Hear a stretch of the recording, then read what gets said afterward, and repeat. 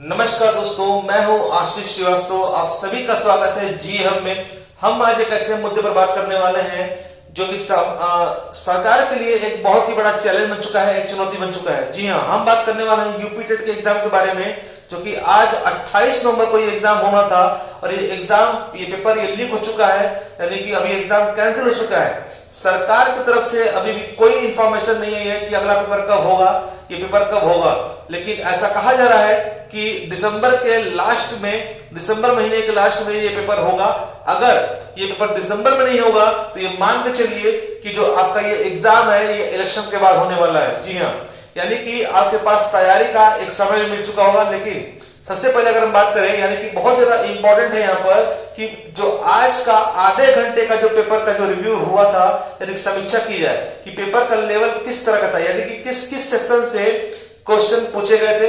हम बात करें मैथ्स की, हम बात करें हिंदी की, हम बात करें सीडीपी की यानी कि बाल विकास एवं शिक्षा शास्त्र, और हम बात करें उर्दू या इंग्लिश, या हम बात करें संस्कृत की, किस किस सेक्शन से क्वेश्चन ज्यादा पूछा गया था। इन तमाम तरह के फैक्ट्स को डिस्कस करेंगे।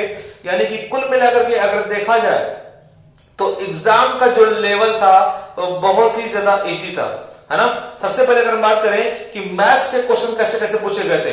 जी हाँ, हम बात करें मैथ्स के बारे में तो मैथ्स से, यानी कि मैथ्स से जो क्वेश्चन पूछा गया था, सबसे पहले अगर देखा जाए तो नंबर सिस्टम से क्वेश्चन अच्छे खासे पूछे गए थे। एलसीएम, एचसीएफ, इससे क्वेश्चन पूछे गए थे। और प्लस इसकी अगर हम बात करें यहाँ पर सिंप्लीफिकेशन से भी क्वेश्चन पूछे गए थे अच्छे खासे, 2-3 क्वेश्चन सिंप्लीफिकेशन से भी थे।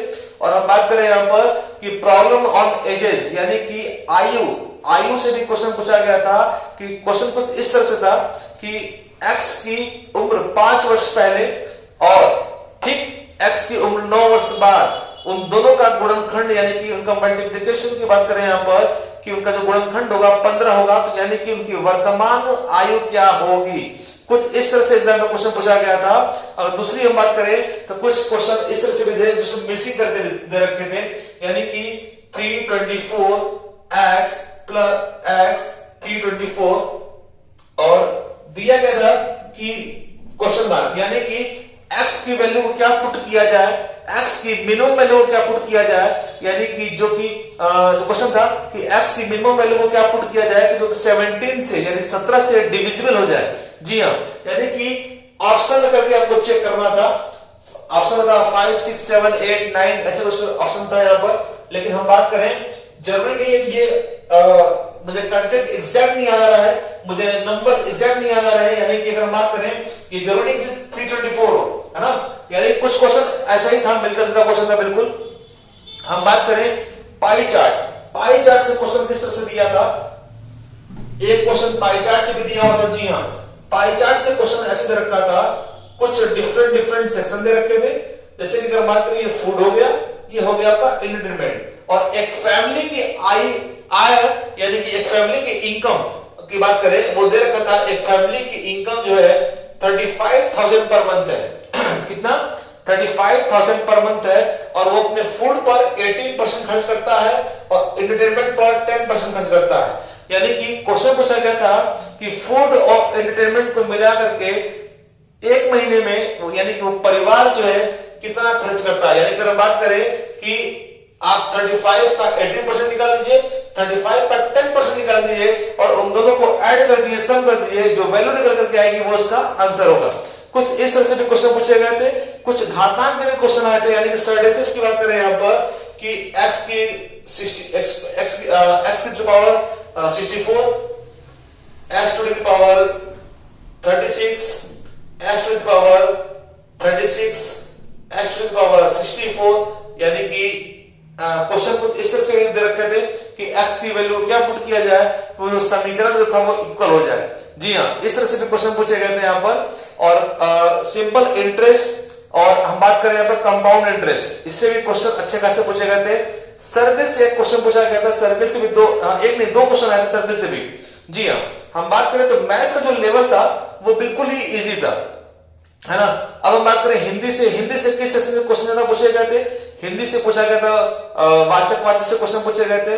हिंदी से अगर हम बात करें यहाँ पर कि देखा जाए तो हिंदी से क्वेश्चन था संधि विच्छेद, हिंदी से इसमें क्वेश्चन ये भी पूछा गया था यहाँ पर कि संधि विच्छेद में हमें जहां तक याद आ रहा है महेंद्र का संधि विच्छेद पूछा गया था, महेंद्र का संधि विच्छेद, और अलंकार में क्वेश्चन पूछा गया था, और कारक से भी क्वेश्चन आए थे, कारक से भी क्वेश्चन आए थे, और पैराग्राफ भी दे रखा था, यानी कि पैसेज भी दे रखे थे, गद्यांश जिसको बोलते हैं, उससे भी क्वेश्चन दे रखा था। यानी कि हिंदी का जो लेवल था वो बिल्कुल इजी था। मुहावरे, लोकोक्तियां, इनसे भी क्वेश्चन पूछे गए थे। जी हाँ, यानी कि जो हिंदी का जो लेवल था वो भी बहुत इजी था। अब हम बात करें सीडीपी की। सीडीपी से जो क्वेश्चन पूछे गए थे, थॉर्नडाइक, स्किनर, गिलफोर्ड, इनके स्टेटमेंट दे रखे थे, यानी कि स्टेटमेंट्स किसका है ये स्टेटमेंट्स, ये क्वेश्चन कुछ इस तरह से पूछे गए थे। अधिगम से भी क्वेश्चन आया था, यानी कि लर्निंग से भी क्वेश्चन पूछा गया था, उनके स्टेप्स के बारे में पूछा गया था, जिसको बोलते सोपान से भी क्वेश्चन पूछे गए थे यहाँ पर।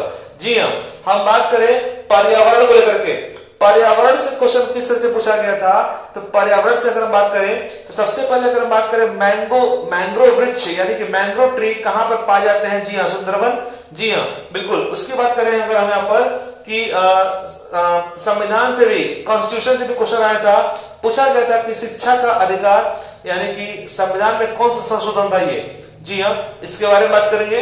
अगर हम बात करें लोकसभा का स्पीकर प्रेजेंट टाइम में, वर्तमान समय में कौन है, विधान परिषद की सीटों की संख्या, यानी कि संख्या कितनी है, ये क्वेश्चन पूछा गया था। और क्वेश्चन कुछ इस तरह से भी आए थे यहाँ पर देखा जाए तो,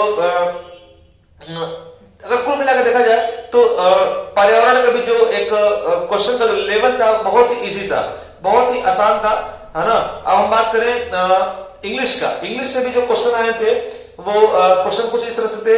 पैसेज भी दे रखा था, पैसेज बहुत सिंपल पैसेज था जिसकी मीनिंग बहुत ही इजी रखी थी, यानी कि सिनोनिम्स और एंटोनिम्स, ये भी क्वेश्चन एग्जाम में आए थे।